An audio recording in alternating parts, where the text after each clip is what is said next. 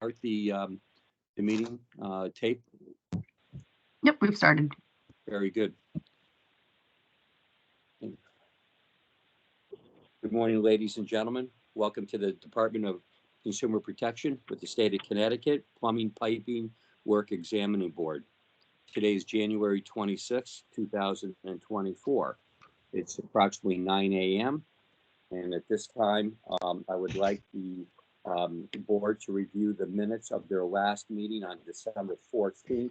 If I can get a motion to accept the minutes, please. Or any changes. Motion to accept the previous minutes. Second the motion. Thank you, Mr. Valenti. Thank you, Mr. Moore. We have a motion. Is there any discussion of these minutes? All in favor, say aye. Aye. Aye. Aye. Aye. Deny. Deny. Abstain. So moved. Thank you. At this time, I would like to have our investigations director, Janita Hamill, please come into the meeting here. I know you're here, and we have 2 pages of stuff we need to review this morning. I'd like to have you come this time, Janita, please. First, Mr. Chairman, thank you for the promotion. Unfortunately, Pamela Brown is the director of the investigations division.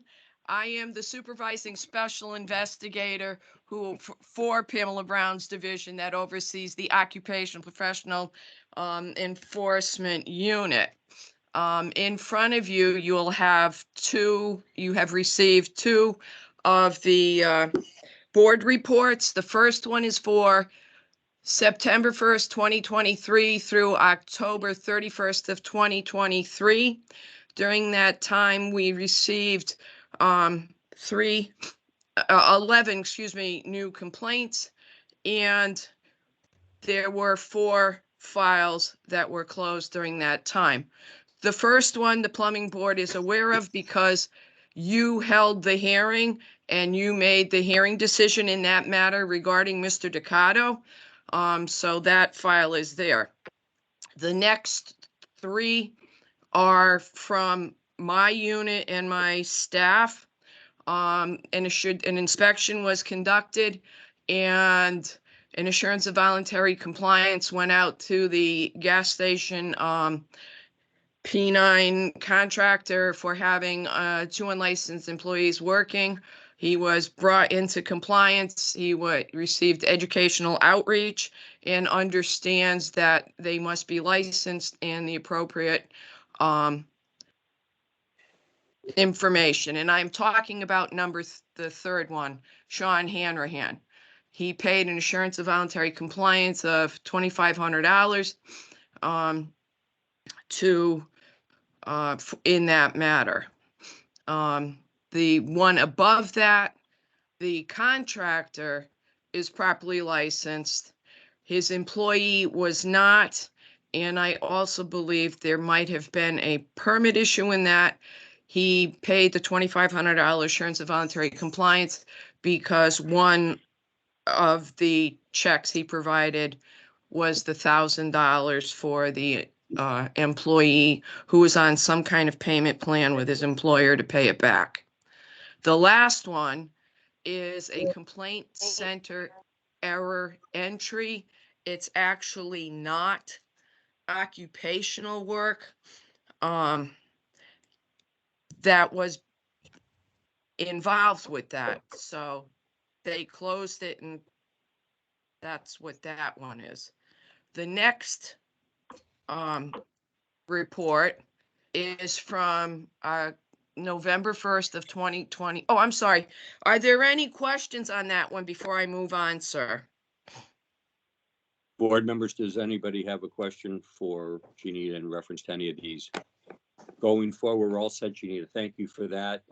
Okay, no, we got to go to the November 1st, 2023 through December 31st, 2023 spreadsheet. During that time, we took in 13 new files. We also closed 5. So the first one is, again, with an assurance of voluntary compliance. The employer and the employee were properly licensed. They didn't get a permit. So they were educated. They paid $1,000 assurance of voluntary compliance. The next one was the gentleman was brought into compliance and informed that a P2 is not a contractor license and that he cannot be offering services as, even if it's your friend, because then sometimes things happen and they will report you to us. So he made restitution to the friend and he paid the $1,000 AVC. The next one, there were no violations found. The employee was properly licensed in that complaint matter. Then the next one is the contractor is properly licensed. It was a civil matter, a money argument with the consumer and the contractor reimbursed the consumer some money, and they accepted it, and the matter was closed. Then the next case was the complaint center closed the file. It's a HIC pool liner installation, not any plumbing occupational work, and that matter was closed as such by the complaint center. Are there any questions on that, Mr. Chairman, or from your board members? I have one myself here. The first one, the gentleman, Stephen Manicucci, sorry. No. He had no permits on the job. Yeah. So he's properly licensed. So why didn't he have a permit on the job? Because we fined him $1,000. I have no problem with that. However, was there anything else there? Because I see ethical conduct and misrepresentation. Sir, those that come in are the allegations that the consumer complainant makes. And sometimes the complaint center, as they're going to put in, this is what we have. And sometimes the inspector doesn't or forgets, or when I research it, I forget to send an email to the consumer and say, not to the consumer, to the investigator, the inspector, is this what really happened or no? So sometimes we forget, but it's not ethical conduct or misrepresentation. It's what happens when the consumers are mad, and sometimes there's a money issue too.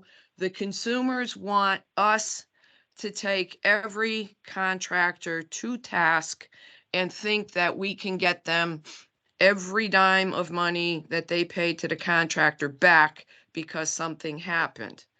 As you know, that's a civil court matter.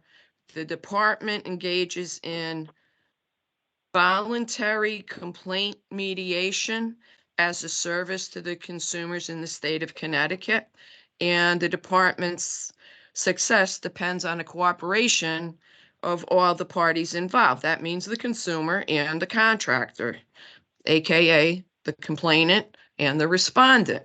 And sometimes the mediation works, sometimes it doesn't. And we end up having to tell the consumer, that's a civil court matter. You have to take them to court. They're not willing to refund you a dime. And we research and look at the consumer's complaint documents, the permits, because we contact the town to look for permits, and whatever the respondent provides us for licensing, apprenticeship cards. Do they have their license number on their website, on their stationery that they provide us with their response? And then we go and it's like, what violation do we have evidence to prove? And in this case, it was no permit on that job. Thank you. Thank you, Janita. Does my board have any more questions for Janita at this time? I don't see any hands up. Thank you, Janita, for coming in right away. Thank you for your team for a great job investigating all of these complaints. And thank you for the explanations this morning, and have a great day. Mr. Chairman, one quick thing when you said thank you for my team. I don't know if Manager Mesner or Director Brown have notified you of this, but on December 15th, I got a new inspector, and on December 29th, I got another new inspector. So for the first time in my 29 and a half, almost 30-year career, I now have 6 inspectors. That's wonderful, Janita. We've been working on that for a long time. That's amazing. Yep. And just to put it all in context, it's me, one inspector who's been with me for 10 years. Then we had the retirements, and then we had only 4 of them. For the first guy that's with me is 10 years. The next guy is 2 years. Then it's respectively 2 more at 14 months, and now 2 at a month, a little over a month, or about a month each. So, but we're moving in the right direction. I know you have a special guest to have conversations with, so I thank you all for your time. Have a good day, and I will catch you on the next one. Thank you, All right, Janita. thank you. Thank you, Janita. Okay, moving on. We're going to bring on the West Shore Groton job. Do we have Aaron Nachbar with us yet, Rochelle? I see Melissa has joined us. Thank you, Melissa. So we have, I believe, 8 or 9 now. So we have plenty of a quorum today. We're waiting on Aaron Nachbar. Mr. Chairman, here. Aaron is here.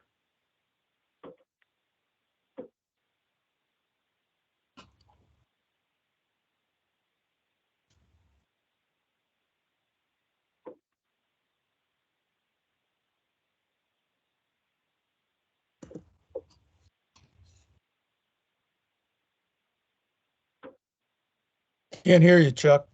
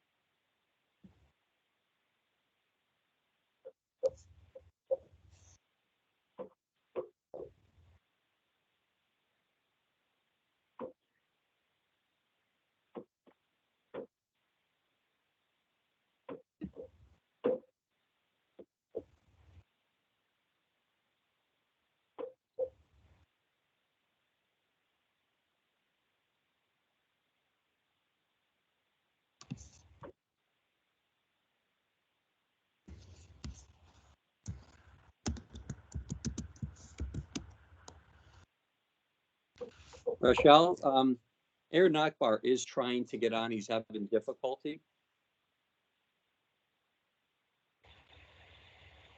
Okay. And if we could get a phone call to him, perhaps maybe we could assist him in getting onto this meeting, because as the well driller of record for the plumbing board, it's important that we have him here for this next dialogue. Okay, give me one moment, please. Thank you.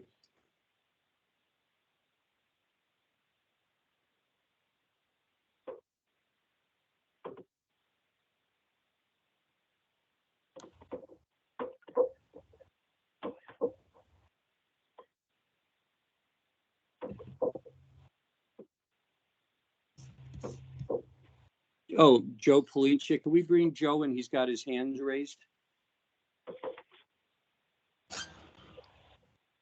No, I just had a question about the sound, and I'm okay now. Okay, thanks, Joe. Mr. Chairman, I have Aaron on my speakerphone. So, Aaron, you might just do a quick test? Can you hear him? I can hear you. Can you You guys hear sound Aaron? good, Aaron. I've got Aaron on my end. Does everybody on the board have Aaron? Yes. Does the panel have, can hear Aaron? Great. Joe Polici has his hand up again. No, not intentionally. Okay, take your hands down. Thank you, Joe. All right, Aaron. Yes, sir. Great, great. So we have, you have the documents provided by Yankee Remodeler for the project in Groton from all the different utilities and stuff. And if you had a chance to review everything for the whole residence. Yeah, I have been through the documents. Great. We have Rob Lofkus from Connecticut Well with us today. Rob, can you hear us clearly? Yeah, I can hear you all. Yep. Great, great. Aaron, can you get a brief briefing on this well case for our panel today and our board? Sure. The whole residence is proposing a one geothermal closed loop borehole that doesn't quite meet the setbacks from drainage. We've been given documentation showing where all the utilities are, and as far as I can see, those look good. They're Great. close. Great. Do you recommend drilling in the location as prescribed by Mr. Lofkus? That's really the furthest location from everything that is of concern, and it's the safest location to set up a rig. Great, thank you. Is there any particular method that you would like to have the driller use for a grouting mix or any particular piece? I'm sure he knows his business. Mr. Loftus has been in the business a long time, but is there anything you recommend to him if we okay this well borehole, I should say borehole today? Yeah, just to reiterate that it's really up to the driller. His choice of grout based on the conditions on the site. He'll take a sample of the water and check for TDS and see where overall chlorides and sodium are. And if it's around 1,500 or less, you can grout with iSolids bentonite, geothermal grout product. And if the chlorides are high above that level, they'll be using a cementitious based blend. And there are several out there that are an option. Okay, Mr. Loftus, I'm sure you're aware of those products out on the market today. Yes, I am. I can send some submittals if you like. At this time, going through the geothermal drilling regulations for the state of Connecticut that we adopted back in 2022, posted to the e-regulation system on July 8th of 2022, effective the same date. There's an area in here, I just wanted to just briefly mention it to everybody on the section 25-128-48A. Again, 25-128-48A, annular space. Scroll down a few pages, you'll see. In my book, it's pretty big letters because I have my stuff made in big stuff with books I have made up. But you'll see where under letter D, you'll see notwithstanding subsection C of the section, a well driller shall use saltwater resistant grout to seal the annular spaces in a water supply well. but when such water supply well is located within 75 feet of a roadway where road salt is applied, or in a coastal area which the water supply well should be subject to brackish or salt water, any additives to the ground other than silica, sand, and water shall meet NSF. So I just want to mention, I know that's a regular well. And then on E, right after that, it says all closed loop geothermal boreholes upon installation of a loop piping shall be grouted with one of the following grouting materials. So it goes right into the types of grouts that's going to be required there, and it's in the regs. And of course, it's based on high-grade bentonite or thermally enhanced by manufacturer's recommendations. So I just want to share that there is some information here on that. So with that said, Aaron, would you like to make a motion on behalf of this borehole for the whole family? I just had one more thing. Did we get a letter from the association? I know we had an email from the president or whoever was in charge of the water system out there. That was a little bit lacking in structure. Well, we had a water commissioner with There we go. Okay. Association. There it is. We have that letter. That's what I was looking for. Yep. Okay. Okay, very good. I'm just curious, do we know who supplies the water to the Groton Long Point Water Commission? Do they have their own water company, or do they use a city of Groton or town of Groton purveyor? I looked it up. They buy their water from somebody, and I don't remember who it was. Okay. Gotcha. Thank you, Aaron. Okay, you've got the information. Would you like to make the motion, Aaron?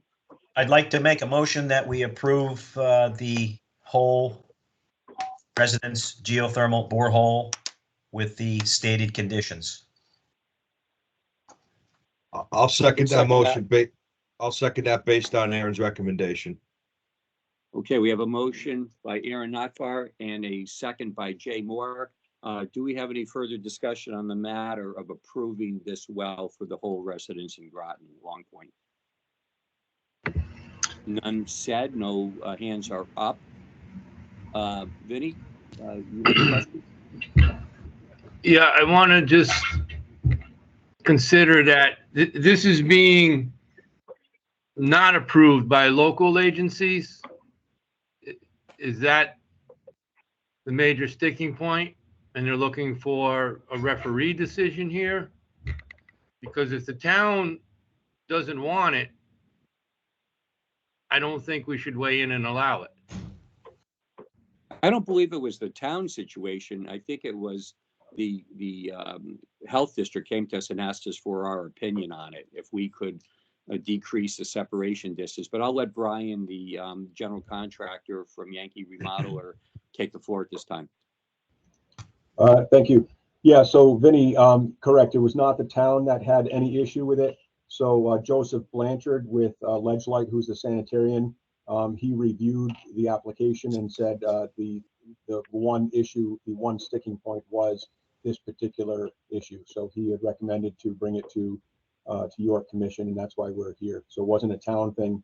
It was simply the location compared to the setbacks, and make sure that we were that we got the special okay from looking for an exemption from your organization.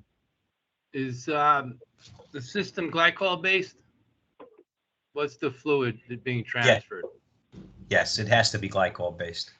What kind of glycol? Propylene glycol is what's in all of these systems, Vinny. Okay, same stuff. And the in my shampoo. regulations Yeah. specifically state shall meet NSF International/American National Standards Institute Standards 60, Vinny. Yeah, so I'm just saying, I'm seeing a body of water nearby, and should there be a breach, polyglycol not being as hazardous as other types of glycol. Am I correct? It's the less hazardous glycol we're using. It is the least hazardous thing we could use. It also, the percentage is extremely low if the loop is sized properly. Understood. I would agree with Mr. Nakbar's recommendation in favor.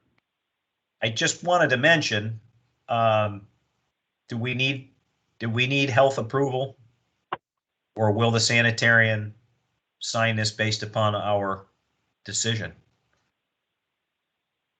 The The sanitary should We sign. need the sanitarian signature on Rob's permit so he can go to work. That's correct.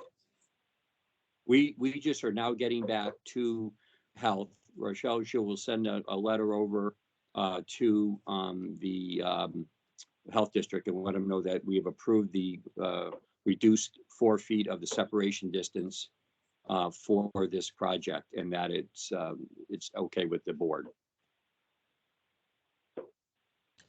Excellent.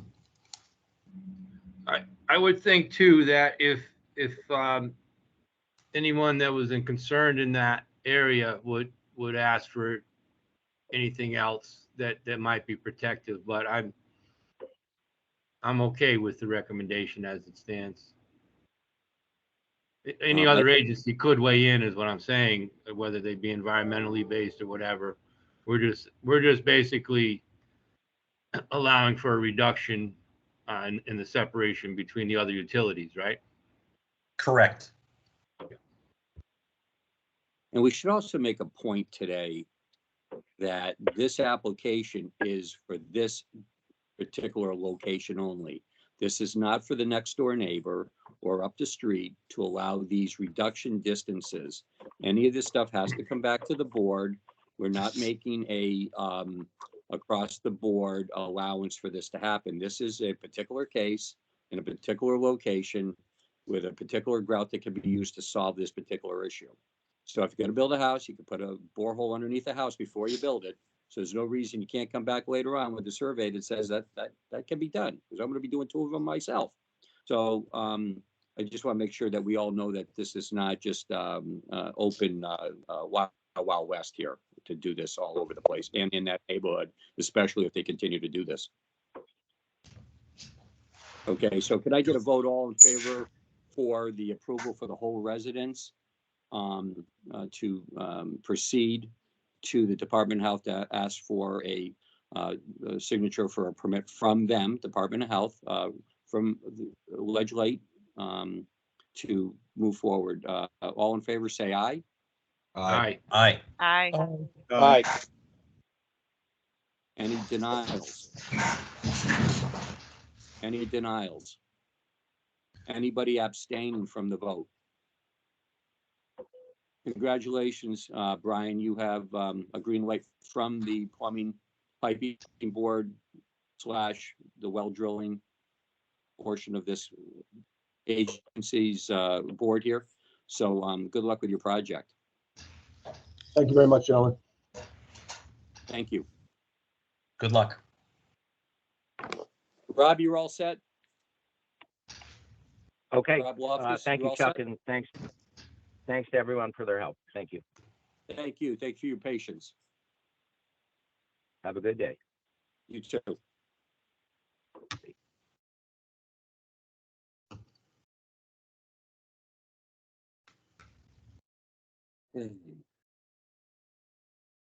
Moving on. Do we have, okay, we got Janita, she's out of the way.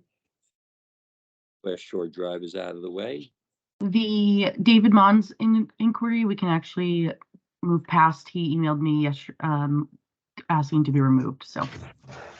Okay, so we have David Mons. And he was going to ask us about horizontal drilling in particular locations here in Connecticut. He was, I think, referencing engineering firms that was asking him questions to put in front of the board. Is that correct? Mr. Chairman, this was a project that was in New Haven. This is the one that we had met, reviewed, and provided responses to. I think he wanted clarity to the responses that had been provided.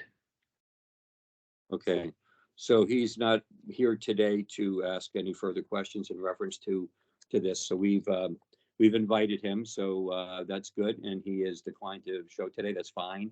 I guess we answered his questions, I would assume. Otherwise, he would have been back here today. That's fine. Moving on, the next line of business is the Connecticut Irrigation Contractors Association in reference to a J4 apprentice curriculum review. Do we have anybody here from the organization representing Connecticut Irrigation Contractors Association? If you are here, if you could please put your hand up for me. Okay, so that's Felix J. And we have somebody else here as well. I'm not sure who the second individual is. Greg Sweeney. Okay, Greg. Okay, now we see your hand up. Okay, so Greg and Felix, are you from the same organization? I don't believe so. Okay, so right now we have under new business the Connecticut Irrigation Contractors Association. Who is representing that organization? Is that you, Felix, today? That might have been a mistake. This is Greg. I'm the president of the organization. Okay, all right. All right, you're president of the Connecticut Irrigation Contractors? Yes. Oh, okay, very good. So Felix isn't saying anything at this time. So I'm going to put you on Greg at this time. Proceed. You have the floor for now. Thank you. We've been working together amongst the association in review of the educational hours for apprenticeship. It's been a long time standing. We've been going through the state educational requirements, and we wanted to do a review of the curriculum and design our own that would better suit our industry. There's a lot of topics that are relevant to plumbing, but there are a lot of aspects in the current curriculum that get overlooked that provide a lot of value to our apprentices. So we worked with Mr. Birch on developing a curriculum, and we've gone through the entire process and would like to get a curriculum approved as equal to provide for our apprentices for educational purposes. Do you have a copy of that information for us today so we could review it? Yes, everything's been submitted to Mr. Birch, but I do have a copy. I don't know how you would like me to share it.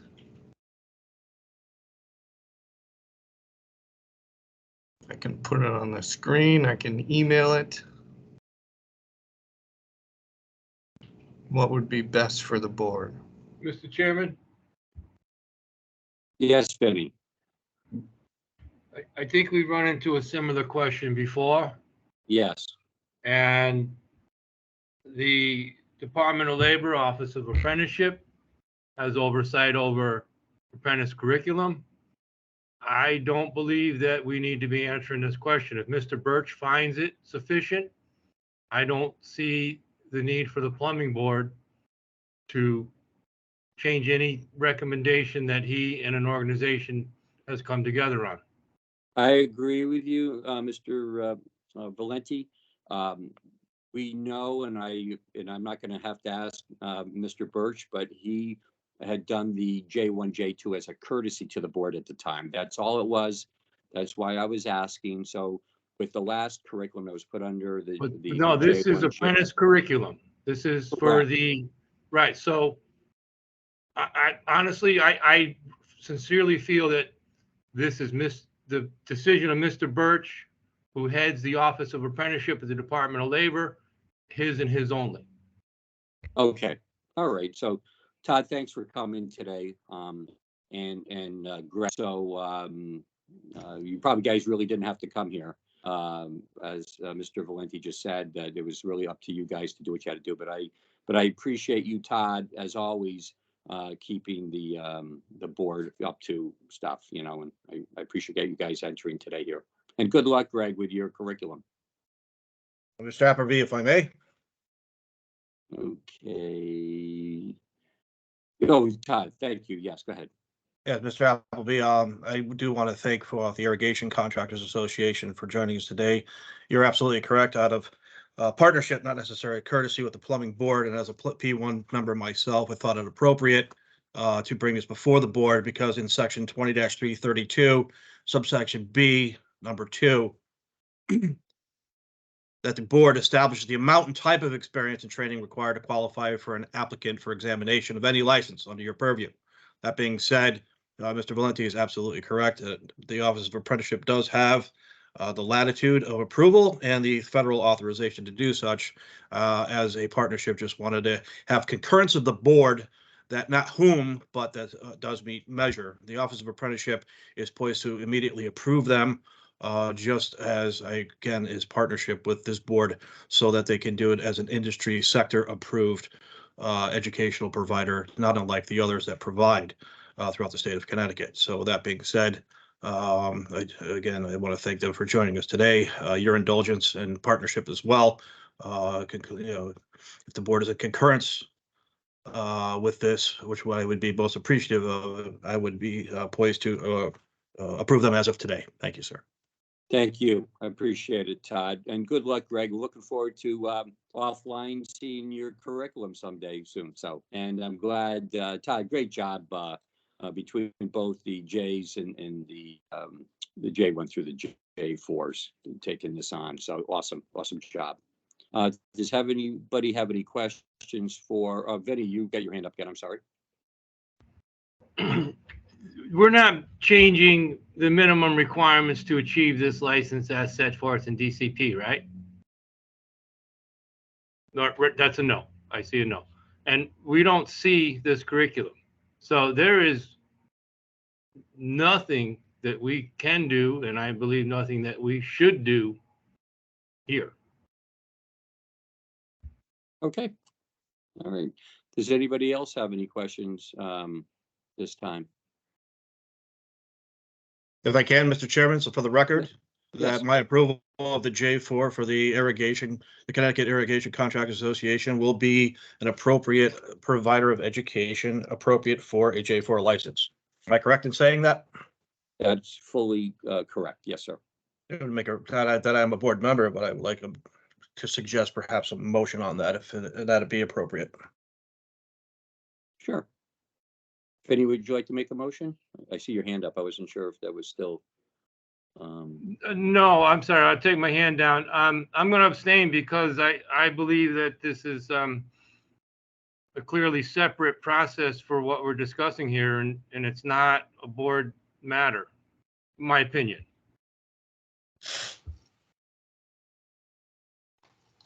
Okay, we have somebody else has a hand up. I don't see.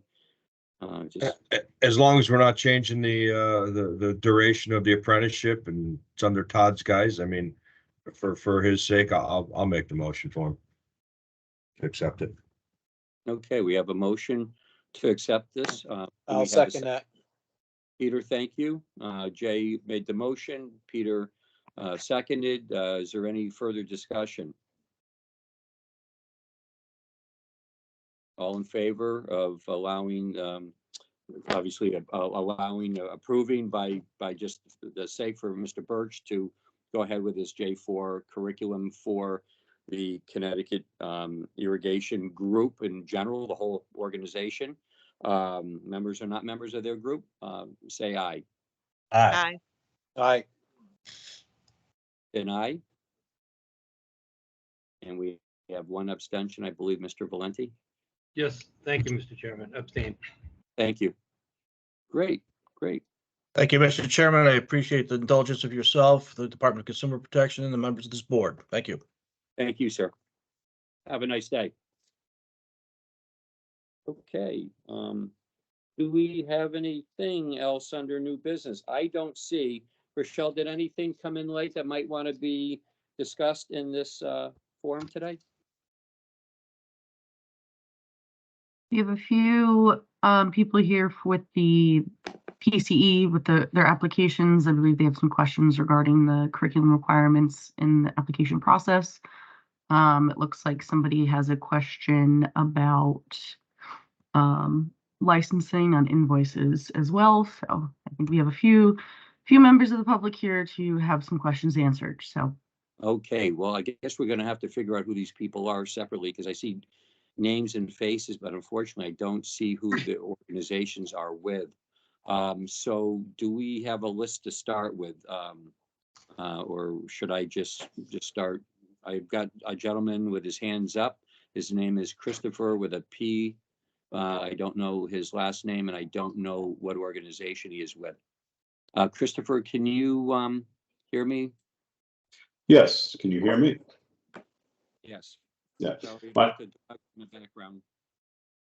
my name is Chris Pine, and I am with Irritech Training. We provide irrigation training throughout the nation. We've been approved for continuing education requirements in the past cycle. And I appreciate the opportunity to, or the invitation to be here. I know that you've worked with Diane Johnson in our office, and we're really, we just have a question to gain a little bit more clarity on, we understand the hour requirement and the changes that have been put in place that would affect the limited J3 and J4. We had received a outline with time allowed for specific topics that would be obviously related to all in the industry. And our question is whether or not, since, as we know, with the limited license, that all of that content or a small portion of it is more directly related to the irrigation contractor, as to whether or not that is the exact script of anything that is to be approved, as we've seen other with a more varied approach to it, with information that's much more directly related to the industry. So we're just trying to get some clarity as to, for for ongoing credit to be approved for the 5 hours for J3, the 3 hours for J4, whether or not it has to be strictly related to the discussions of the changes in the license requirement as they are today, or if it's just what applies to the J4 and J3, and the rest of the time can be filled with content that's appropriate for the irrigation contractor. Okay, so Christopher, you know, I mean, I'll get started on at least the CE in regards to running a business in Connecticut. So obviously that's your J3 category, correct? So you see you have 5 hours there. You know, typically in the past, I don't know how long you've been doing this with Connecticut for, but we, at times, the board has the right to change hours and move things around based on code changes and all sorts of stuff. So in the last 2 years since COVID, there's been a remarkable amount of legislative changes for the business owners and at all our occupational trades to have to understand. And enforcement issues have been a big problem. We're grateful to have more enforcement people to go out and enforce these issues. However, at the end of the day, these business law segments are why we put these in.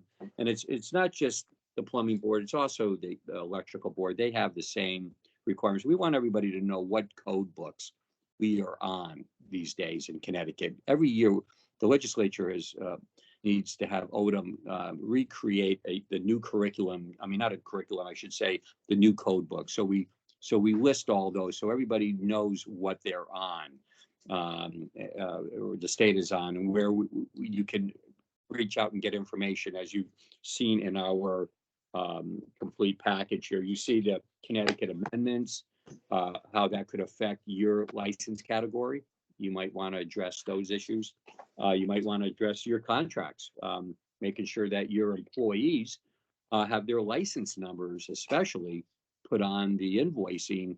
So it's not just the name of the licensed talent, but the technician, but his license numbers as well. So in the event of an issue later on, we can go back, you know, and interview those particular people for investigative reasons, perhaps, if need be. That's up to the department. We're just the board. But we did align ourselves with these legislative changes, and I just want to let you know that we did that. So at this time, obviously, the contractor is 5 hours, so you're going to do 3 CE. Are you saying there's not enough information in this agenda, or this, I should say, this CE package to give you 3 hours of education boards and I'm saying that if it were just what was outlined in the packet, I think it would be, and I agree and completely understand with what you're saying. For everything that is most relevant to the J3 and J4, that it would be a bit of a challenge to stretch that out to 5 hours. If that were otherwise it would be what would be more relevant to other license holders. So I'm asking if we address the most relevant content as you've just suggested and presented, thank you, and filled the rest of the 5 hours with information that's more relevant to the specific aspects of the trade, water conservation, proper irrigation management, that sort of thing that are very important to the irrigation contractor. Would that be appropriate? Yes, it would be. In fact, in the next curriculum group in the next couple of years, we're going to be Connecticut's already working on the 24 code. So here we are. We're just getting through this. We've gone from the 15 to the 18 to the 21. Now the 24 is coming on, all in just a few short years. So this package that you see in front of you took much longer this year to get addressed, but we got it done. So if you need to add a few items that is pertinent to your trade association, we don't have a problem with that. In fact, we want to make sure that maybe even the next time we do this, your organization or your group or your licensing group in Connecticut can be part of our program and let us know what you feel is pertinent to the changes in this way. We don't keep repeating year after year the same stuff, if you know what I mean. It's going to get old with these guys. They're not going to be happy. We need to make sure we keep everything fresh, especially as we roll out new industry changes. Can't agree more. Totally agree. Thank you. That was very helpful. Thank you, sir. Chris, you ever got any questions, you certainly can reach out to the department, and I can always return your call through the agency if you don't mind. Okay, absolutely. Thank you again. Have a good day, sir. You too, as well. Thank you. Okay, we have Ray, I see you out there. Hang in there. I got a Craig. But before I go to Craig, can I have, is Pamela Brown still with us today? I don't know if she had to break in to say something because I know she's awfully busy. I'm still here, Mr. Chairman. I'm in transit though, so I'm available. Thank you. Pam, would you like to say something at this time? Because your time is awfully valuable, and I'm sorry we missed you earlier. Certainly jump in right now if you don't mind. No, I'm just observing. I appreciate the acknowledgement. I'm hearing all that you have going on with the board. Thank you. Thank you. Thank you, Ms. Brown. Craig B., please. Morning. Thank you for giving me the opportunity to speak. I'm with the Connecticut Department of Energy and Environmental Protection. Rebecca Drew of the Connecticut River Area Health Department suggested I attend this meeting because we have kind of a unique situation. We have a home in Chester on Bochum Road whose well was impacted by a heating oil release. The area there has very shallow bedrock, approximately 3 feet below ground surface. What happened, the oil had leaked. It wasn't a catastrophic release, but over time, the oil eventually made it to the bedrock surface and entered some water-bearing fractures, which were connected to the well, which were at the adjoining property. There was recoverable product, about 2 feet of product in the well. The samples that from the impacted well were actually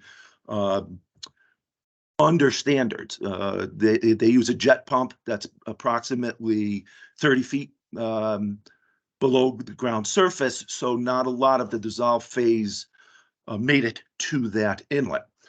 The issue we have is that once the emergency response unit opened up the well is now offline. We have a 1,500 gallon carboy that is providing water for bathing and cooking, and they are being provided bottled water.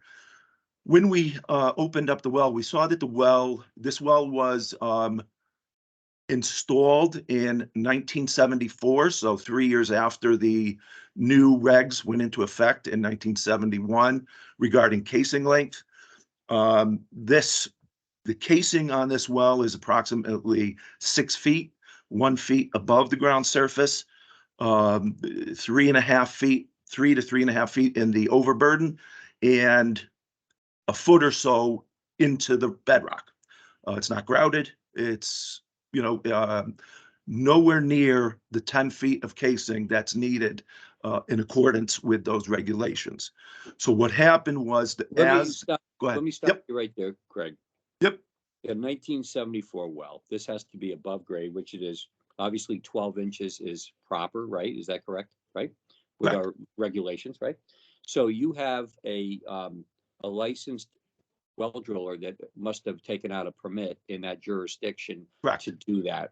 And in those days, in 1971, going forward, even though the regulations were changed in 73, there were requirements then to do stuff. Where this is kind of like a little premature, this discussion. Right now, we're on CE for other groups that have made an appointment. I was going to put you under new business, just so you know. So do you mind waiting till we can get through the other providers, and then we absolutely can not back to you? So, and I appreciate you coming. Don't get me wrong. We want to make sure these people have drinking water. But let me go in order. This is why there's people out here. I don't know who they are. Craig, I've never met you before. But what's your last name, sir? Bob Rowicki, BOBROWIECKI. And absolutely, I don't, I don't mean to take up other people's business. Craig, it's okay. We're good. If you can stand by for us, we'll just absolutely. Thank you. This is an important subject. Don't get me wrong. Let's go to, we have a gentleman. I have 3 hands up. So we have a Ray R. Ray, what is your request today? Are you in a CE situation with your organization? We certainly are. I'm Ray Rosildo. I'm the president of the Connecticut Spa and Pool Association. I'm also the government relations chair. I haven't come to see you guys in a few years, but here I am. Well, hey, Ray, good to see you back. Good. I missed the wonderful dinners down there at the Blake Street back in the old days. So do I. But we found some new spots since they closed. Yeah. But in any event, just so you know, our lobby, the waiting lobby here is filled with pool guys. If you need me to identify anybody on the list, I'll do that too. Where I am really losing sleep right now is our last cycle of the builder's license classes that we gave the class and our hours are not approved. And it's my understanding, and that brings me to a first question that I probably should have called you yesterday and asked you, because we've kicked this on around a lot. The builder's license really is not a piping license. It's kind of an orphan. So has your board assumed cognizance over it? I'm going to refer that question to Mr. Mezzers, because I have no idea what you're talking about, to be honest with you. Builder's license, as far as this is the Department of Consumer Protection, we regulate the plumbing industry in Connecticut, not home improvement or new construction or anything like that. That's a totally different department. So I'm going to refer you right now in this meeting. Don't go anywhere, with Mr. Mesner. Maybe he could answer those questions for you. Thank you, Mr. Chairman. Ray, is this something you want to discuss now or something you'd like to discuss offline? Probably both, but just not to take everyone's time, but it's my understanding that our last cycle of the builder's license needed approval from the piping board, and it, as would our SP license. The SP1 and 2 are licenses that are available, and the SPB is a license that's available. I'm not too sure what the is. I mean, there's the information's right on our website. I'm not really following the question. I'm sorry. Or perhaps I haven't posed it properly. Our last cycle, our last class that we gave our builders to renew their licenses coming in April. After our class was given, we were told that our hours were denied. What builder's licenses is required for CE in Connecticut? I'm lost too, John. I'm sorry. Mr. Chairman, if I could question is, Mr. Rosildio, are you referring to the SP1s, the contractor license? Instead of builder license, you're referring to the contractor versus a journeyman's license? No, those are our piping and plumbing licenses, our normal ones that we come to see you guys with. I'm referring to the swimming pool construction license, which is an entity license. And it's my understanding that we didn't meet a curriculum from this board, which. Oh, you know what's going on this year? If you look through our curriculums, ODM through the department, I don't want to say it's no longer, it's Construction Services, which is part of DAS, Department of Administrative Services, we have added the swimming pool code to the family of codes in Connecticut this past year. Right? Mm-hmm. Is this kind of getting a little closer to what you're thinking? So why are we doing things? Because obviously we're going to be adopting, and we've got some. I believe there's some information in reference to CE, in reference to the swimming pool stuff. Hey Ray, you got a pen? I do. I'm going to give you my cell phone. If you like, just so Mr. Chairman can move the meeting along, give me a call. Let's see if we can identify what your question is. Let me know when you're ready. Lay it on me, John. 959-951-4207. Okay, so right. Just to be in short, the piping board has no cognizance over our pool builder's license, correct? Chuck, even Andy and I are struggling with this one. Well, I believe the P1 license on the limited contractor covers swimming pool installation. So we are very much involved with this. But I think what we need to do is have you, Mr. Mesner, and myself kind of discuss all this and see where we're going to go with you. You know, it is a big wrinkle, and Mr. Mesner, I will certainly call you. Chuck, I think the next person to speak should be our chapter administrator, Linda Bartos, because she's a lot sharper than me, and she'll bring this up to speed. Okay. Can I speak? Good morning. How are you all? Who is this now speaking? I'm sorry. I'm not sure who this is.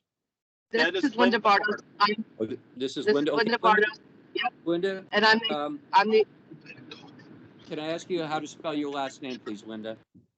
Bardos. Okay, and you're with the ConSpa, correct?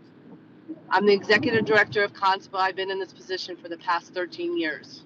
I am the one who goes to the Department of Consumer Protection when we do a swimming pool builders continue education class, which I did. And back, like last year, I would just email it to Karen Lyman and Jason. I can't remember Jason's last name. I did the same thing on October 6th because we had to now get our continue educations done prior than January 31st. And with the swimming pool builders, they like to go down the winter to Florida for the winter. So this year we moved the classes up to November and December. I put my application for the continue education class in to the Department of Consumer Protection on October 6th. I ran the classes on November 8th and December 5th and didn't hear anything from Department of Consumer Protection because we've done this in the past for all these years. And 78 days later, I get an email from the Department of Consumer Protections on December 22nd, right before the Christmas break, that we were denied our continue education classes. And the reasons why we were denied is because we had to provide the course curriculum, which also included the following items: Connecticut statutes related to irrigation codes and standards, license renewals, continuing education requirements and fees, changes to occupational apprenticeships, Connecticut Building Code state statute reference. That was 78 days after I put the application in for our classes. I held the classes, the guys came and took the classes, and now I don't know what to do because I'm the one who's been doing this for years now to get these classes approved. Linda, We hired, yes. Linda, have you, did you upload everything into the files? Because we went to an upload system in Connecticut now from. I am truly aware of that. Okay, just checking to see. Yes, I That it's all, hey, Linda, it's all new to us too. We're all Oh, let me tell learning you. curve. We're not It's trying a learning curve. you guys. This curriculum this past year took a lot of volunteer time to try to get all this into place. So don't forget, we're all volunteers here doing the best we can with 16 license categories that we regulate. So I can see how you're at, but at the same time, as we're all volunteers and we're all trying to run our businesses, just like your folks are out there trying to put swimming pools in. So we're not behind the phone waiting for you to call. I don't mean to be that in a bad way, just that you got to give us some time, and we'll work through this. I appreciate you, your due diligence working with Karen Lehman and Jason Cohen for this. I'll have you speak with Mr. Mesner, or get back with John. He'll coordinate with me and my subcommittee of members of the CE committee. Is that okay? Yes, that's okay. All right. Hey, thank you for your time. Ray, is this good for you for now? I think Linda did a much better job than I did. Well, I think the two of you, between an executive director and a lobbyist, you kind of, as a registered lobbyist, you know how important it is to recognize your organization here. So I appreciate you attending here with Linda. And Ray, what is your last name for the record? My name is Raymond Resildo, Resildo. Okay, kind of cut out. You're in a vehicle, so it's RES, the last name? Yes, CILDO. Okay, very good. Very good. So Linda's going to be in contact with Mr. Mesner. Mr. Mesner, is that all okay with you at this time? Can I ask one more question? Sure, shoot, Linda, go ahead. So what else happened with the same classes is that when I went to download it to the state to tell you what attendees came to our class, there was a mishap in the dates that were submitted to the state, to the Department of Consumer Protection. What do I have to do to get that corrected in our database or your database? Well, you'll be working with Mr. Mesner across the board for all your concerns.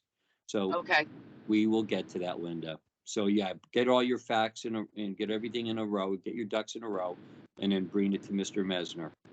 And Mr. Mesner, you have the floor. Ray, you still got your hand up. Do you have another question though, or are you good? I'm thankful for the time today, and what I'm losing sleep over is our members having to take another class before they can renew their licenses. If there's anything we could do to adjunct the holes in this. I think we, I got to be honest with you. I've worked with Conspire for a long time. I go back with Al Rizzo, who was a proponent of this. We lost him a couple years ago. And Linda, I know you must have been very close with we call him. him Al. I'm sorry? We call him Uncle Al. Exactly. We all do. Believe me, he was, when we started continuing education for plumbers 23 years ago, let me tell you, Al was the first one to stand up and say, we need this in our industry. So never forget that. And a big loss to the industry. I'm sorry. Okay, so I'll follow up with John Mesner, and thank you guys. Thank you. And we'll make sure our subcommittee helps you upload everything properly, what you need to do to get this stuff straightened out right away, okay? Thank you. Perfect. Thank you so much. Thanks, Linda. Bye, Thank you. Have a good day. Do we have anybody else here today that would like to speak in reference to CE? Do we have any other providers?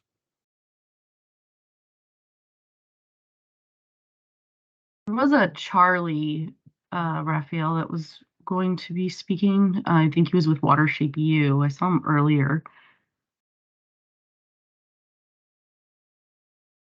Probably what Charlie was looking for. Perhaps maybe we answered it for him through other stuff. So maybe, and I believe he might be out of California, that individual. I'm not sure.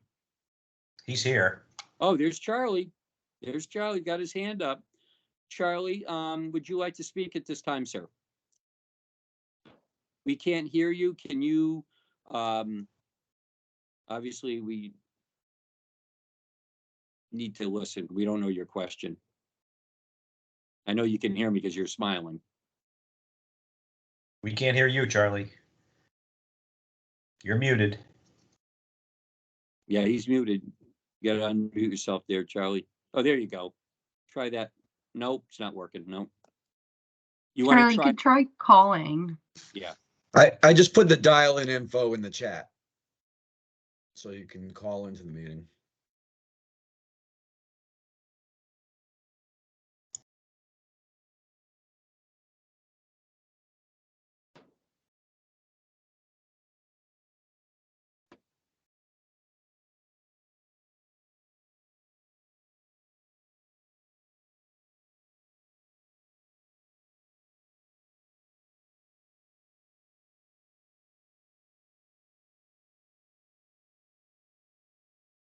While Charlie's doing that, how many online providers do we Hello. have? Oh, Can everybody hear me now? yes, Charlie, got you. Does everybody hear Charlie? I got him. Loud and clear. Great. Thank you so very much. I was off mute. I could hear everything. I don't know what's going on with my microphone. So thanks for sending this over. My actual hand raising was really with Ray and Linda. I'm from Watershape University. Mr. Chairman, you and I emailed a lot about this about a year ago, and I sent you our curriculum, our whole pool construction workbook. I don't know if you remember reviewing it. I did you had told me I did because I wanted a hard copy of it. And you sent it Yes. Federal Express to me so I could review it at the time. But again, that was last year. This is a new 2-year cycle. So just so you know, whatever was last year and the year before. Now we're on a new 2-year program, just so you know. Understood. And that's fine. I wanted to give you just a little bit of a historical background. So in regards to what you just heard from both those individuals, we were the ones that wrote the curriculum and helped with the class. I've been working with Rochelle, who has been great. I have spoken to Jason numerous times, and he referred me to the board. And really, I think where it comes into is that whenever we have to put our classes in and so on and so forth, it only gives us the opportunity to go to the plumbing board for review. So when, everybody is asking, why is it coming to you? It shouldn't be, maybe it should be. That's the only way we can go. And even, according to Rochelle, that's where we needed to go. Jason said we needed to go there. So it's been uploaded again and again and again. I got a more robust list of requirements than you just heard. And none of those really kind of fit into what we've been doing and the curriculum for the swimming pool builders. So that's why I was on the call. I was told to be on it as well. But I think Ray and Linda have already covered it, which is great. I would love, the reason I wanted to get on is just give you that historical background, but also ask to be included on that call to make sure that we have this straightened out, because I'm kind of like that third leg of the stool as far as this goes. Yeah. So what happens is, we only meet 4 times a year, the board, right? So we have subcommittees that are done. We're out there doing it. We're all volunteers. The department takes a lot of the heat for us board members to try to get back to them and stuff like this. It's, it's repetitive and stuff like that. I get it that you're not getting return calls from myself and other members, but at the same time, as we had to put a curriculum together for the next 2 years. I'm not going to make a buck with me, just so you know, Charlie. So this is something that I had was involved with since its infancy, back when we got continuing education for the plumbing industry and the plumbing licenses in Connecticut. So the buck stops with me if there's a problem. So I appreciate your patience, but we had to get this curriculum out. We had to get it looked at by the board and get it approved. Not that we had to get the board to be approved, but again, I wanted to make sure my board members had their eyes on it, could see it, see what was going on in the next 2 years, especially with the regulatory pieces that takes place in Connecticut. We want to make sure, again, I don't want to be chasing enforcement out there to all these job sites to try to find people that aren't taking out permits, putting up fences, whatever around the pools or whatever is going on. The fence heights aren't high enough or whatever you want to talk about, or changes in the codes. We need to get out there. We need to hold the people that are doing these jobs to a higher level. That's why we have CE. So you're going to reach out to Ray and Linda, I guess, or something, because we're going to be starting another curriculum panel in about another year. So if you guys are going to come back again, you might want to be part of a subcommittee of some sort too, Well, I appreciate that, and I totally understand. And yes, I will reach out to all three of those individuals, all three. But really what concerns me, and I think that both Ray and Linda brought it up, is I get the calls and emails as well every day from students that are not getting their CEs from the class that's in question. And we have others that are coming up, has been mentioned. So looking at it to change for a year out, wherever we can help with that process, that would be fantastic.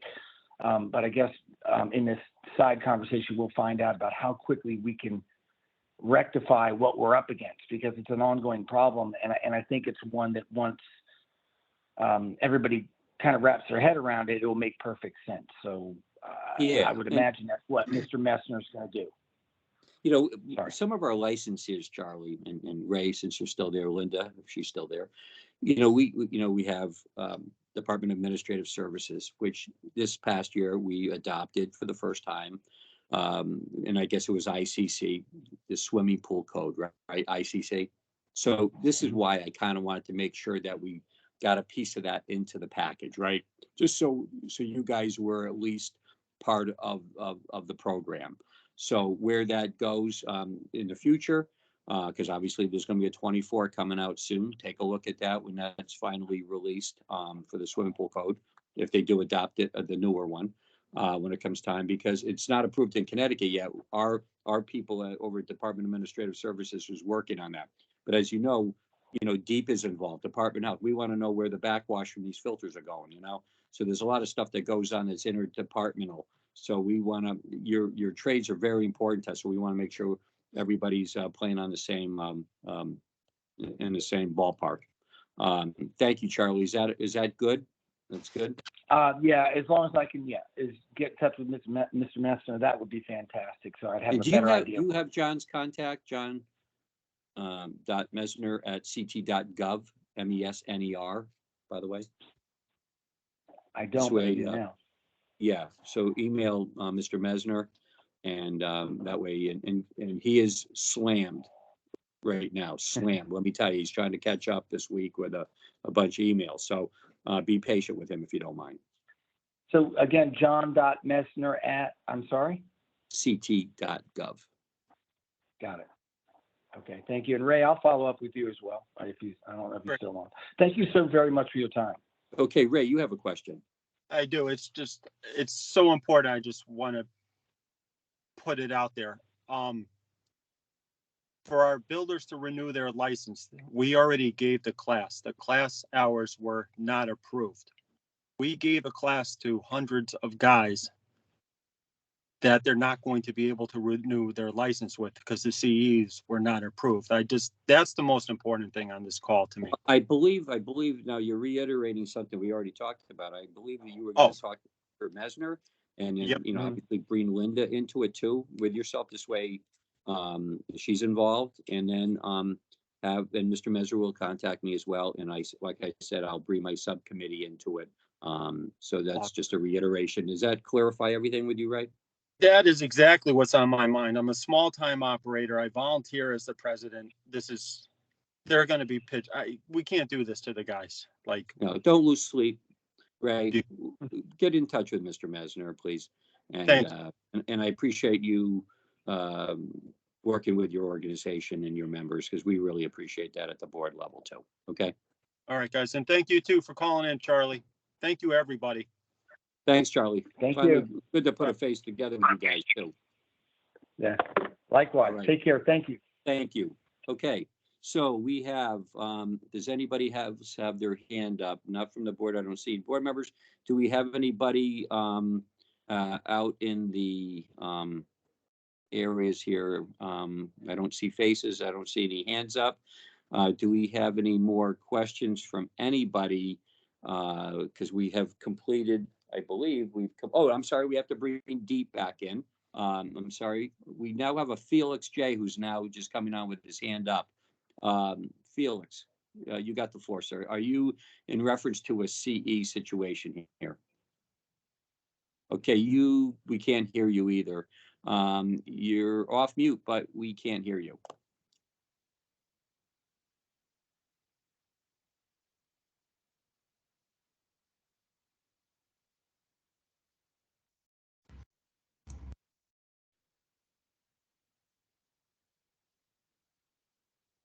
Yeah, can't hear. You might have to call in.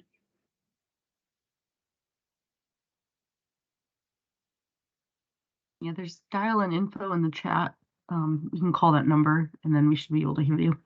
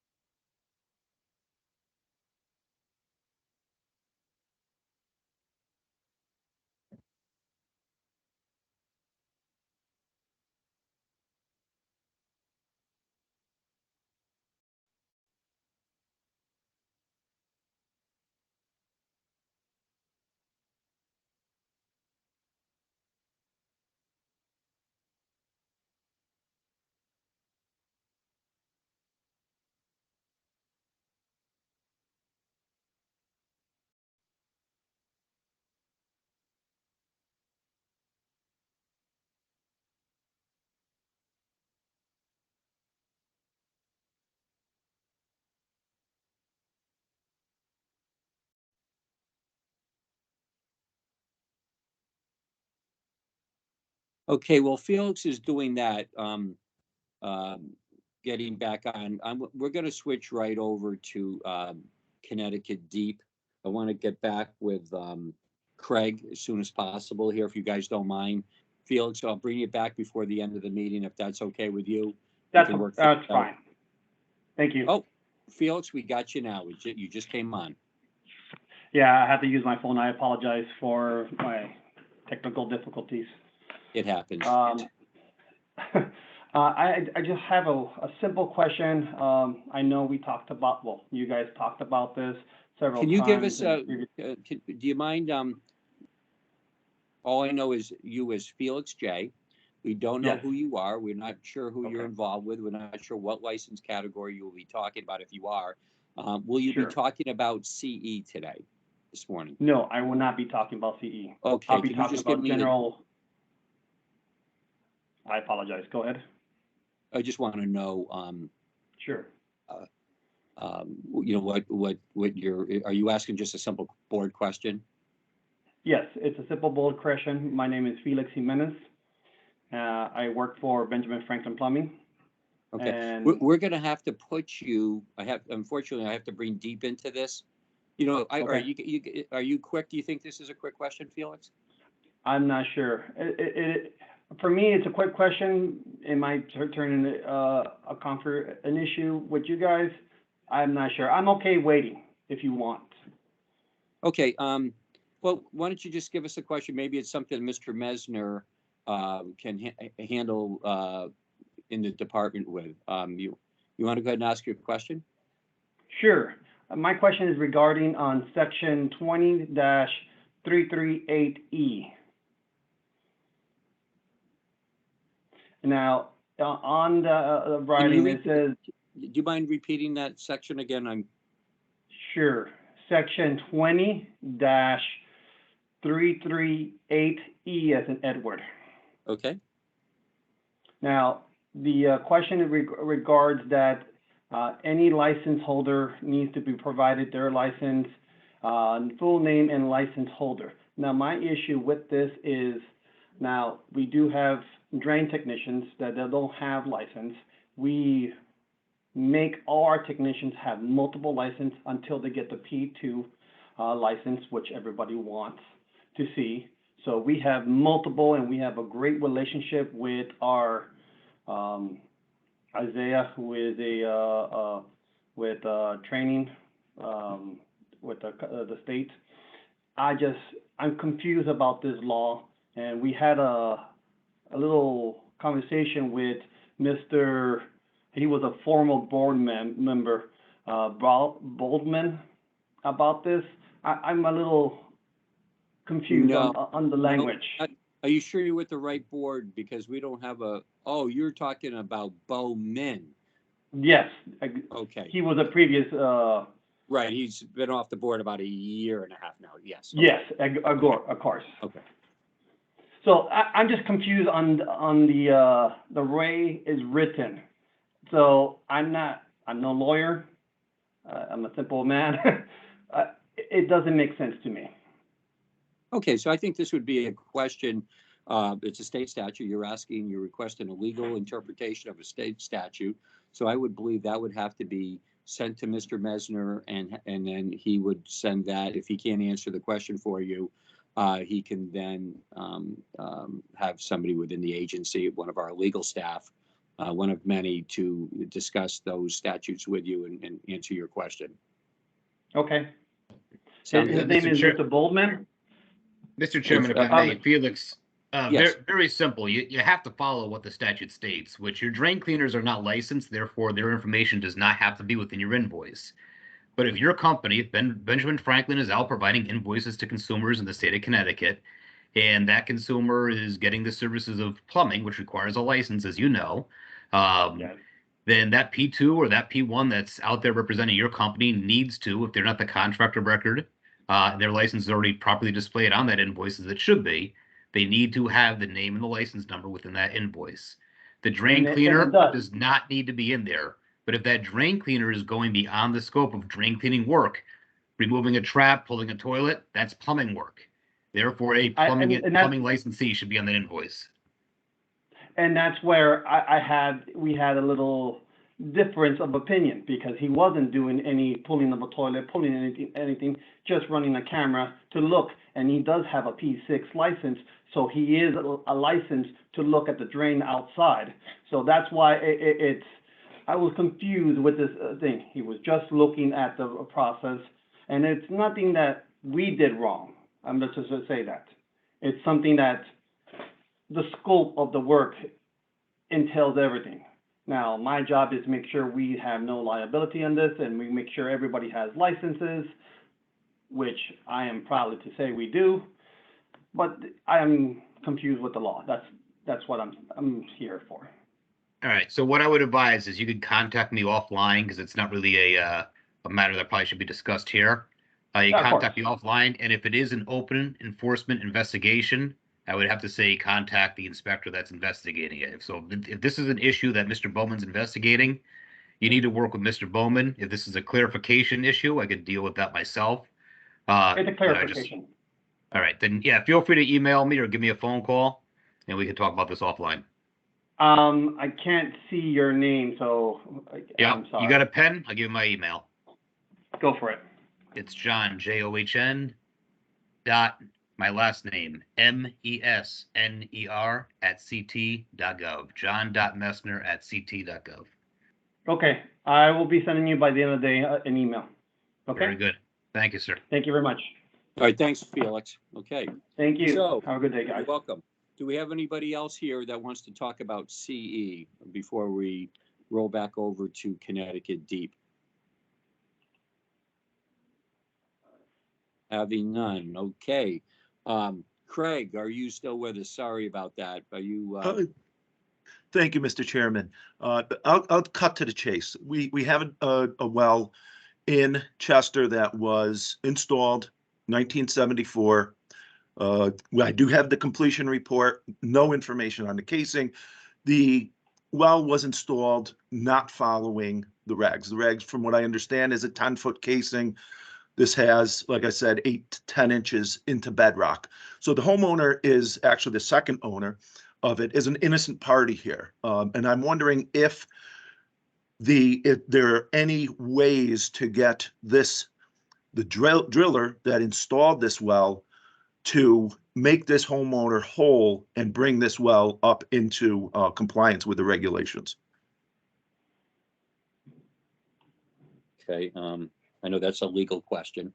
It is, and it's just, like I said, it's, obviously the well, the homeowner, it'd be rather expensive. I mean, first of all, what would be the way, obviously, can it be a sleeve put in it, or would the casing completely have to be removed and new casing installed? We understand, Craig, you're looking for a pathway for this family, and we appreciate that time. What I'm going to do now is I've got one quick question. Is it number 2 fuel oil from an oil storage tank from a basement? It is. It is. Is it a crawl space, full basement, leak? Get into It was an AST that was put in 14 and a half feet from the well, right on the property line. Virgin product. Outside or inside the basement? Outside Okay, AST. They were probably running some kerosene along with the number 2, It typically just, out in the town of Chester. no, they just number 2. They had a small Okay. heater in the garage. We're running, they are doing a fingerprint analysis on what was recovered from the well and what was left in the tank to confirm it is the same product. But Great. I'm going to refer you right now in this meeting over to Aaron Akbar. He is our well driller of record. Okay. Aaron Akbar. And Aaron, I'm sure, has some questions for you and possibly a remedy or a path for you. Aaron. Hi, Craig. Yeah, Joe Policio was kind enough to send this over to me a couple days ago. I played a little phone tag game with Rebecca. Okay. But we will connect today. The total depth of that well, I just want to see the completion report. Okay, I could get that to you. It's Yeah. 82 feet. And in my opinion, unless you want to keep that for a monitoring well, it should be abandoned and a new well be drilled with more than 80 feet of casing. Because that is now an injection point through the strata. So, it should have 100 feet of casing and a new well be drilled. And if this is a well contractor that happens to still be in business, I think we should discuss it with them, and it would behoove them to correct this. I believe they are. We could keep that. I mean, this is 5 feet's a little offline. bit absurd. I find it hard to believe, but Yeah, we check were with them. as well. Once we put a GoPro down into the well, there's very productive fractures that are at about 7 feet. And that was why they did it, obviously. And the code is really 20 feet. That 10 feet is only for in certain cases. If it was a difficult area for water and there were water bearing strata within that first 20 feet, you could take it after 10 feet. But the code really reads 20 feet minimum casing. Thank you. Now, we've had incidences down here with MTBE where we left the old wells for extraction of product over time. Didn't abandon them immediately. It might be handy for you to keep that. Unfortunately, it's up to the homeowner to do a proper well inspection. And I'm glad I didn't do the well inspection because I might not have picked up on it unless it was written on a completion report, 5 feet. We don't throw a magnetometer in every well that we inspect. So you'll see. I'll forward you the completion report, and there's no information on the casing at all. That's amazing. Completely blank. That's amazing. Yeah. As far as the statute of limitations, I believe it's a year or 18 months, and I'm not sure if we have any power to go back after them, but we can certainly embarrass them, so to speak, that this is really poor workmanship and bad news. Yeah, it could wind up, and I don't know if either the responsible party next door, their insurance company, or the homeowner's insurance company would cover the whole cost of a new well. Yeah, well, it sounds like a new well won't be that expensive up there, except for the 100 feet of casing. Yeah. I'm not sure, the specifics of that geology right there, but I will get together with Rebecca today. Excellent. And she's been out of the office. I've been out of the office. I was out sick. We were back and forth, back and forth. Yeah, the well, like I said, the well is offline now, so there's no risk. But we're trying to come up with a solution. We'll most likely put carbon if this well is going to stay in service.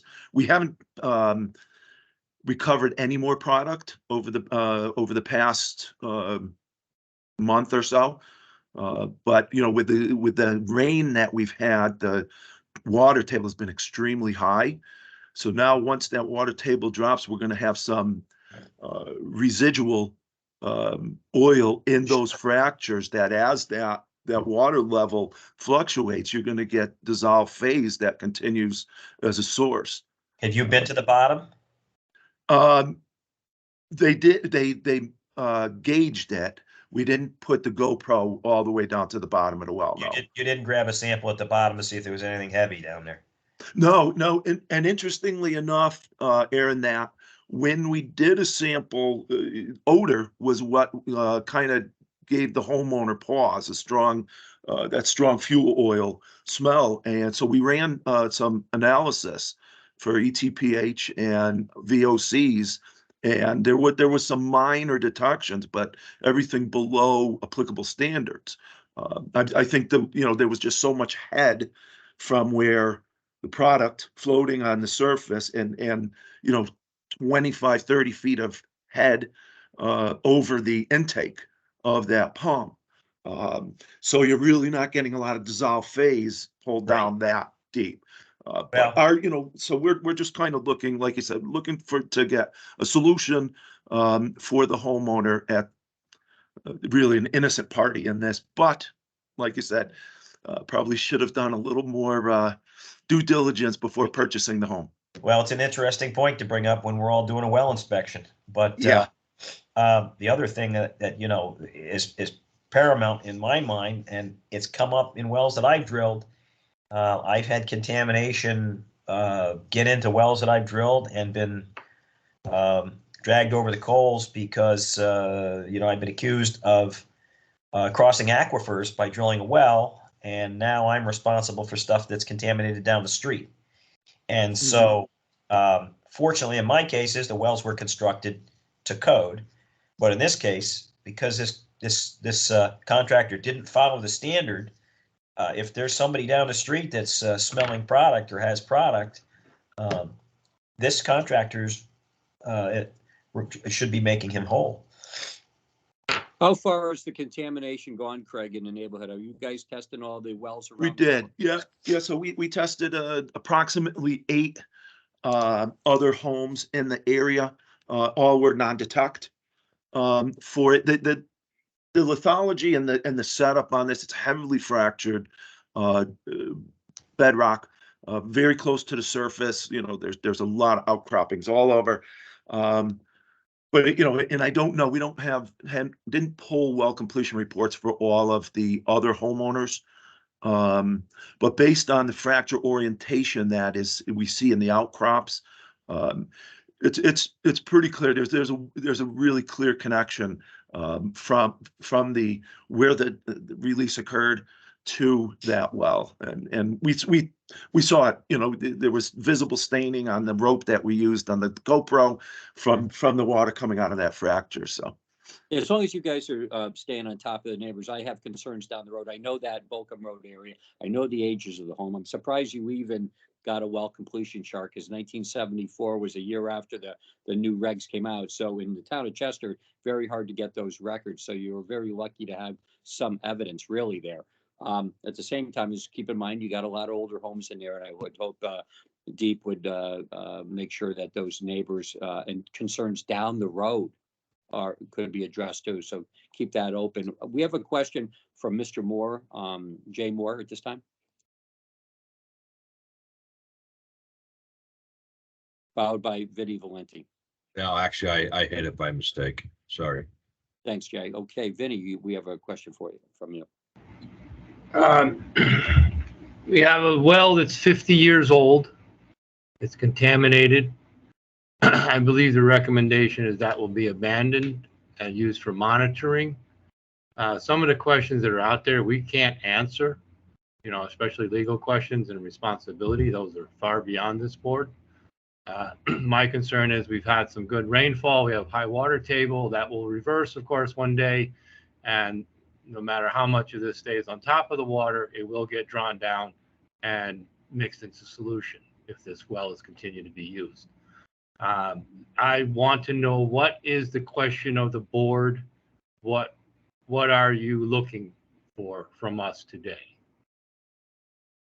I was just, to be honest, just looking for some recommendations or avenues that can be pursued. You know, we were looking at, we being the department, also working with Rebecca on trying to get the most financially prudent avenue for this homeowner to get this well back online. I mean, like I said, you know, it probably, if this well is ever going to be brought back in, it has to be brought up to the code on it. And we probably put carbon on it. And Mr. Chairman, to your comment, so that this has triggered a significant environmental hazard because there is contamination in the well. So we will have involvement going forward with this, and part of that will be to kind of keep an eye on the abutters. We'll probably sample them at different points throughout the year, so we're getting some seasonality, just to make sure that we're not getting migration. What we're hoping is that we did 2 vac events on that well to try and recover as much product as we could to pull it to where. So I think hopefully we put enough of a pull on that we you know, the cone of depression there, that we really pulled as much product that we could into that well, vacuumed it out and disposed of it. Like I said, we're going in and doing weekly probing on it, and just, you know, put an interface probe on there and seeing if we're getting any product at all. In the past 2 events, we haven't. So Do you, I've seen in some instances in that jurisdiction or towns next to it, where monitoring wells have been drilled on the site of these properties, especially if, say, for instance, an oil tank ruptured in somebody's basement. They didn't know what happened and went down through the cracks in the walls and down through. Currently, there's 3 or 4 monitoring wells that were put on the property. Is that because your insurance company paid for it? Did the state of Connecticut pay for that and then go after the homeowners insurance later on, or how does that typically work to make the consumer whole? Yeah, I can't, you know, I don't, that's usually our spills guys will do a third party claim, and that's what we've initiated with the responsible party in this case. The instant, you know, usually what we see when you have a home heating oil release is that it's a release to the overburden aquifer and not necessarily to the bedrock aquifer. So a little easier to put overburden micro wells in, if you will, you know, just with a direct push. We have the ability to do it ourselves. But then when you get into an instance like this, where you have bedrock so shallow that I just don't know if we'd even be able to go forward with installing monitoring wells. You know, the cost would be probably prohibitive on this. I'm going with that avenue. So we're kind of trying to see if, you know, did we capture? So there's a lot of missing pieces with this. We don't know how much was released. There's a lot of data that's missing. Usually it's like, all right, when was the last time you filled the tank? You know, how much was left in it? We don't have any of that information, but we know that there was, approximately 2 or 3 gallons of product that was recovered. Because the RP still has it in jars in his garage. But it's kind of handy because we did use that for the fingerprint analysis on it, because his insurance company is pointing to possible other sources, and it's the well, the product that was recovered in the well was virgin product, very, similar in appearance, not weathered at all. Just if you separated out the water that is at the bottom of the jar, you could burn this in your furnace. So, but I appreciate, Aaron, you taking the time in reaching out to Rebecca. We've been in contact, myself, Tim Baer, Drew Kukuchka, and we'll continue to work with Rebecca on this. And, hopefully we could come to some kind of solution for the homeowner that doesn't break the bank. She's a single mom that, was looking to buy the house, put some work into it. As Mr. Chairman mentioned, these are some older homes. Her dream of this investment for her has gone by the wayside through no fault of her own. The only thing is she didn't do the due diligence on the well, but, most homeowners that aren't in the business wouldn't necessarily look for a well completion report before buying the home, right? We all would look at it and say, boy, there's nothing on the casing length. Yeah. Well, fiduciary responsibility of a good home inspector, and that term I think is an oxymoron. There's very few. But it ultimately comes down to Rebecca. She seemed a little hesitant, but she's the law of the land there. Yep. And if she says, I want a new well there, they get a new well. They have to put a new well in. She really is. Sanitarian is where the buck stops. Yep. So we'll continue to work with you and with her, and hopefully, like I said, we should be doing another event within the next, probably early next week. Put an interface probe on, see if we get any product. We also throw a sock in to see if we get any staining on it. But the problem is that, so we have, like I said, we have the really high water table, right? And that fracture that has been contributing is now probably about, 3 or 4 feet below the static head. So, you're not getting, what I mean? So you're not, once we draw that down below that fracture is just shooting water out, and you smell it, you see the oil in it. But once that head, and it recharges very quickly. We were only able, with a 2-inch hose to vac it, we were only be able to vac it down to about 10 feet. And as soon as that vac shut off, you could visibly see it just, very, very high yielding fractures. Your maximum lift on the vac is 1 atmosphere. Can you lift 30 feet, 32 feet, or you can't?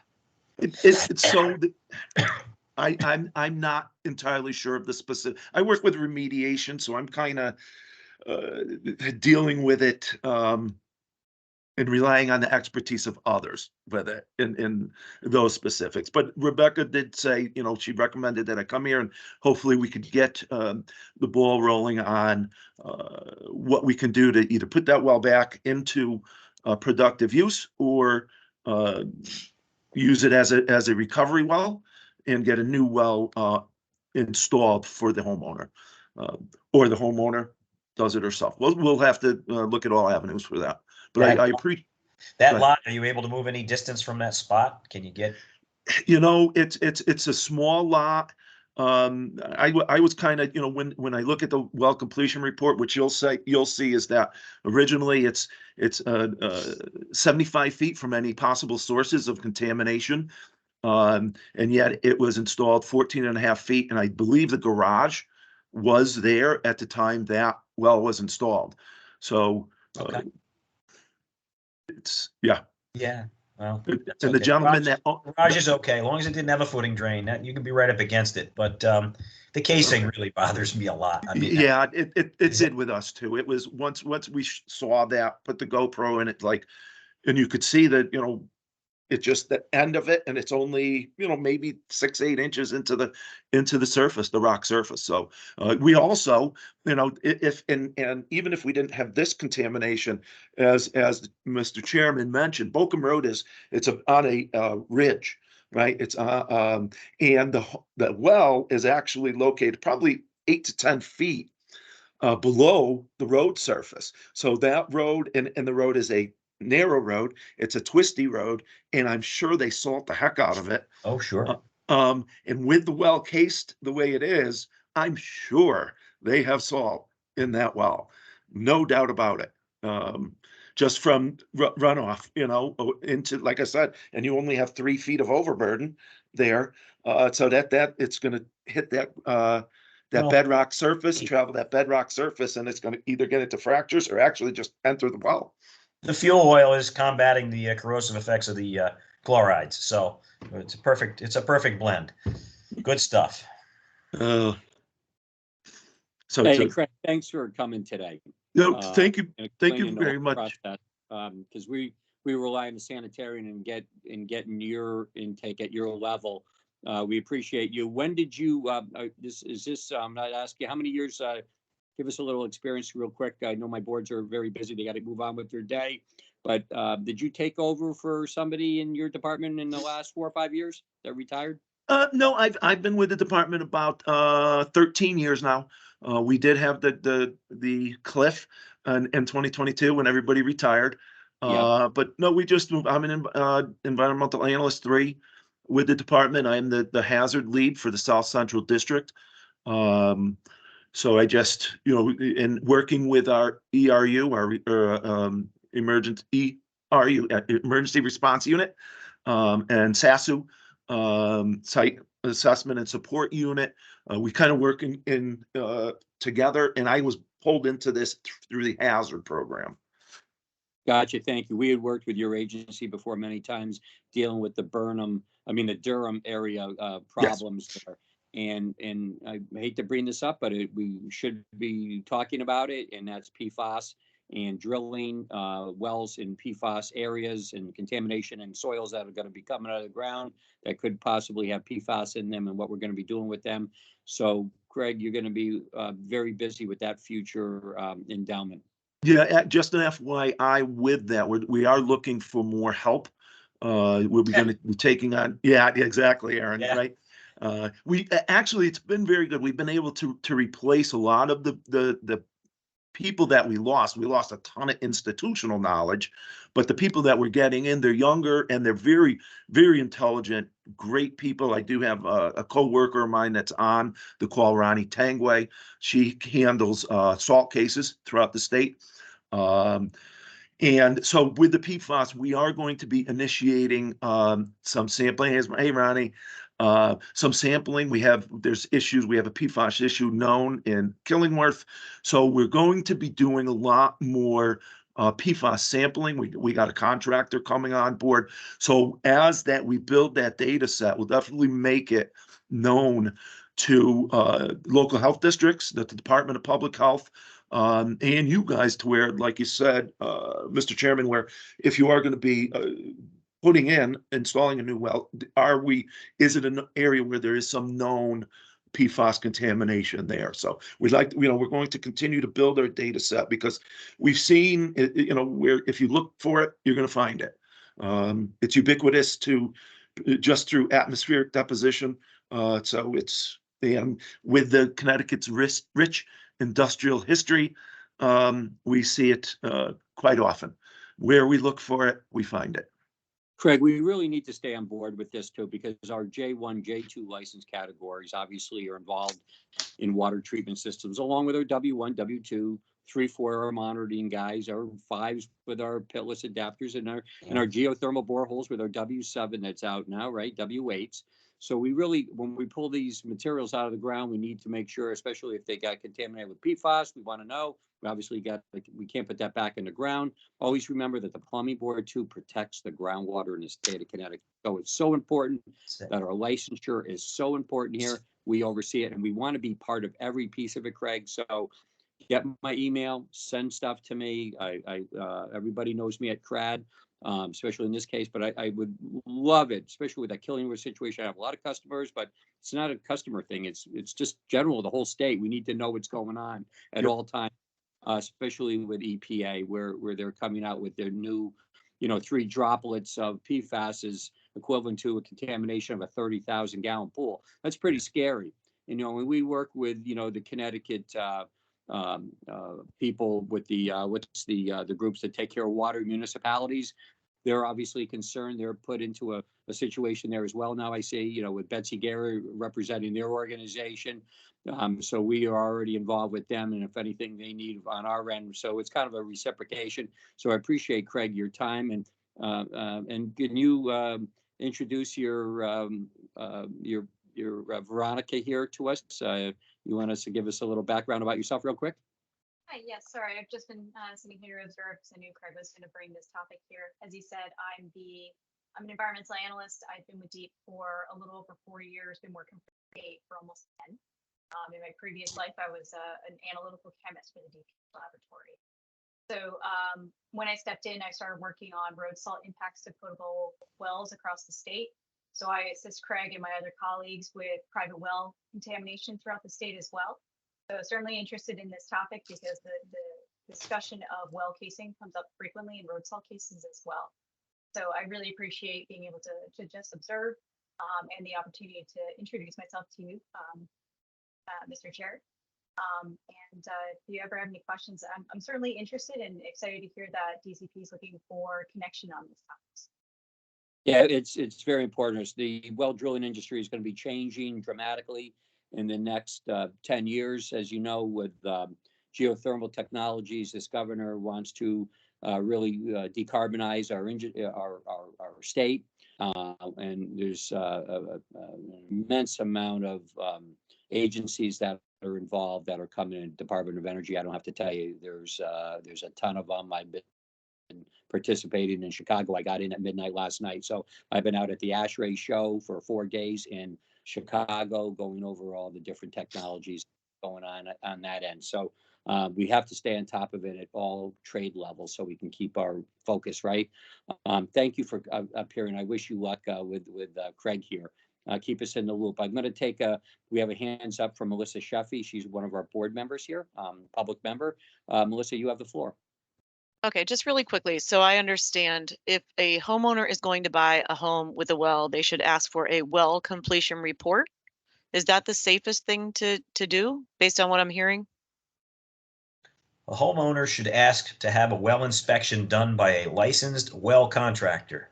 Okay, not And- just a home inspector Just a and home inspector, they're really not. The home inspector can advise you, and the good ones will tell you, hire somebody with a license to inspect the well. We Okay. see a lot of folks down here that hire pump people to do a well inspection, and really, it's not appropriate. It should be somebody like when you hire somebody to inspect a septic system, they have a septic license. It should be somebody with the trade license of the item that you're interested in verifying. Part of a good well inspection is researching the documents on the well, researching the property, locating the septic, measuring the distance to the septic, measuring the distance to their existing well. And now something I may consider is verifying the well casing, because if I stick my neck out and say, your well is great, ma'am, and they come back and find it really has 5 feet of casing in there, I'm kind of responsible for not picking that up. So yeah, I didn't think about that either until this conversation. So, all right, thank you very much. Thank you. Does any of our other board members have any more questions for Greg or Veronica? Seeing none, I think we're coming to a close at this meeting. Keep us abreast, you guys, as things progress. And please follow state, under new business. We'll have to keep up on the PFAS. We welcome you back every couple months. If there's some concerns that you guys have, reach out to me. I can always do an emergency meeting, no questions asked. And that goes with, with the sanitarians, DPH as well. So thank you guys for your time coming in today and explaining everything. Can I ask a motion at this time to close this meeting? Motion to adjourn. Second. Okay, all in favor? Aye. Aye. Any further discussion? Have a good day, everybody. Take care. You too. Appreciate your Thank time. you. Have a good day. Thank you. Thank you. Thanks for having us. Right there, everybody. Thanks, Greg. Bye Take care. bye now.